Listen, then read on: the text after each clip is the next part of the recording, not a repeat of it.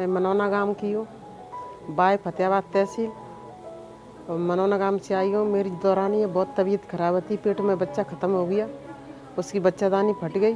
तब पौष हॉस्पिटल में डोले, किसी भी ने मना कर दी। तब हम यहाँ लेकर आए, यहाँ व्यवस्था बहुत बढ़िया मिली है, हमारी दौरानी की जान बच गई। बहुत बढ़िया है, बहुत बहुत धन्यवाद, बहुत बहुत धन्यवाद। हॉस्पिटल बहुत बढ़िया है, खाना पीने की व्यवस्था बढ़िया है, यहाँ पर साफ़ सफाई बहुत अच्छी है, यहाँ सब डॉक्टर बढ़िया हैं, सब डॉक्टर नहीं बढ़िया हैं, सब देखभाल बहुत अच्छी देखभाल हो रही है। यहाँ पर कोई परेशानी ना मिली, यहाँ आकर सुविधा मिली है, हमारी जान बच गई है। नमस्ते, मैं डॉक्टर पूर्णिमा सिंह पुष्पांजलि हॉस्पिटल में गायनेकोलॉजिस्ट हूँ। मैं आज एक केस के बारे में बताना चाहती थी। ये थोड़ा इम्पॉर्टेंट है, दूसरे केसेस से अलग है। ये पेशेंट का नाम उर्मिला देवी है और ये हमारे पास सुबह 4 बजे मुझे फ़ोन आया, 1 तारीख की सुबह 4 बजे फ़ोन आया कि एक मरीज़ आया हुआ है जिसकी चौथी प्रेगनेंसी है। पहले 2 बच्चे नॉर्मल हुए हैं और एक सिजेरियन है। ये लेबर कहीं करा रहे थे, लेबर में थे और उसके बाद पेशेंट शॉक में चला गया। शॉक में वहाँ पे 3 ब्लड ट्रांसफ्यूज़ हुआ। शॉक मतलब उसका ब्लड प्रेशर बहुत कम हो गया था, जो मेंटेन नहीं कर पा रही थी, जिसके लिए उसे 3 ब्लड वहाँ ट्रांसफ्यूज़ किया गया और उसके बाद आइनोट्रॉप बीपी सपोर्ट के लिए एक मेडिकेशन स्टार्ट करके हमारे पास रेफ़र कर दिया गया। जब हमारे पास पेशेंट आया था तो ऑलरेडी एक आइनोट्रॉप बीपी सपोर्ट के लिए एक इंजेक्शंस पे था और वो पेशेंट लेबर पेन में थी और ब्लीडिंग हो रही थी, उसे वेजाइना से, बच्चेदानी से ब्लीडिंग चल रही थी। यहाँ आने के बाद उसे डबल आइनोट्रॉप पे लिया गया और पेशेंट को वेंटिलेटर मतलब सांस की मशीन पर डाला गया। मैं सुबह जब देखने आई तो पेशेंट 2 आइनोट्रॉप के बाद भी ब्लड प्रेशर मेंटेन नहीं कर पा रहा था और वो वेंटिलेटर पे थी। पेशेंट को ब्लीडिंग हो रही थी लेकिन ब्लीडिंग बहुत कम थी।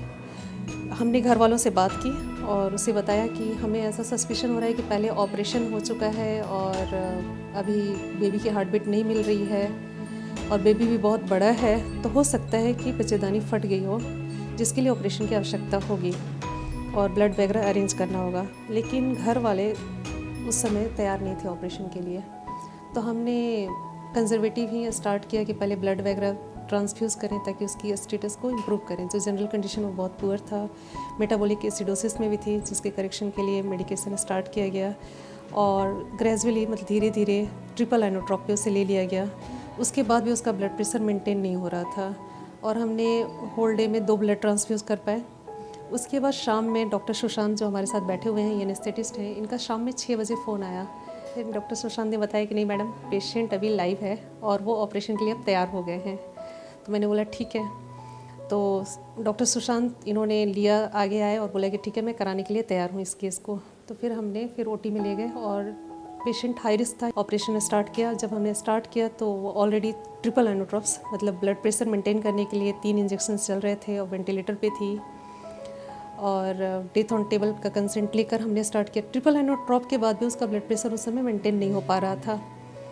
उसके बाद जब हमने स्टार्ट किया, जो पहले ऑपरेशन हुआ था उसी रूट से वर्टिकल इंसिजन देकर जब खोला तो पूरे पेट में ब्लड भरा हुआ था, abdominal cavity full of blood. सक किया तो देखा कि बेबी यूट्रस से बाहर था, प्लेसेंटा भी बाहर था, यूट्रस बुरी तरीके से रप्चर हो चुका था। बेबी आउट किया, हीमोपेरिटोनियम जो ब्लड भरा हुआ था उसे शक किया और यूट्रस को जितनी जल्दी हो सके हमने निकाला। और डॉक्टर सुशांत बताएंगे जो एनेस्थेटिस्ट हैं, उन्होंने कैसे मैनेज किया एनेस्थेशिया के दौरान इस पेशेंट को, इसलिए कि बहुत ही क्रिटिकल था। एनेस्थेशिया पार्ट ज़्यादा इंपॉर्टेंट है, इसलिए कि रूटीन हमारा काम तो वही होता है सर्जरी का, लेकिन इसमें एनेस्थेशिया, इसलिए कि ऐसे पेशेंट जिसमें ब्लड प्रेशर नहीं आ रहा था तो कैसे मैनेज किया वो बताएंगे। Thank you. गुड आफ्टरनून, मैं doctor Sushant Dhawan, MD anaesthesia and critical care.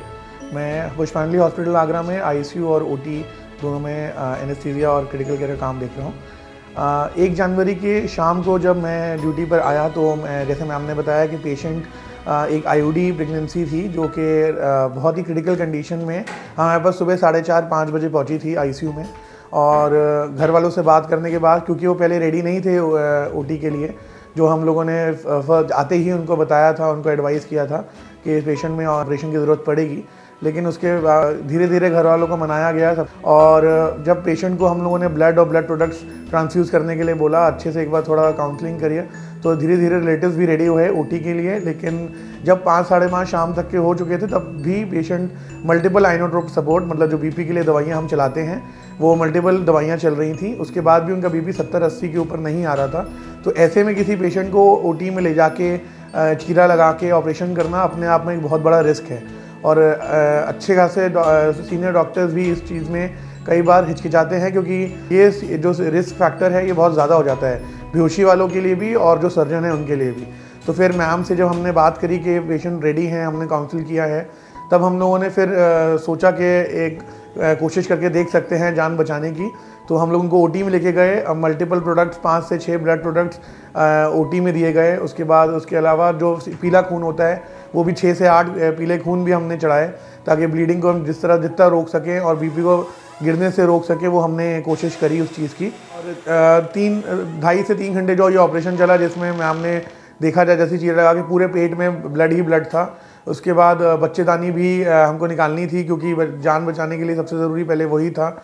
उसकी भी कंसेंट लेके हम जब आगे बढ़े तो शायद भगवान को भी यही मंजूर था कि हम लोग अपने कोशिश में कामयाब हो पाए। और पेशेंट का धीरे धीरे जो 3 सपोर्ट चल रहे थे, धीरे पहले एक सपोर्ट बंद हुआ, फिर दूसरा बंद हुआ, और हमने पेशेंट को ऑपरेशन के बाद जब आईसीयू में शिफ्ट किया, 4 से 6 घंटे बाद पेशेंट होश में आया। और सुबह हमने 4:30-5 बजे उनकी ट्यूब निकाल के उनको वेंटिलेटर भी उनका बंद कर दिया। उसके बाद उनको आईसीयू में 1-2 दिन निगरानी में रख के सारे दवाइयों के साथ मैम ने फिर उनको नीचे शिफ्ट कराया। और आज ये हमको भी देख के बहुत अच्छा लग रहा है कि पेशेंट बिल्कुल ठीक ठाक हालत में आज हमारे हॉस्पिटल से डिस्चार्ज होकर जा रही हैं।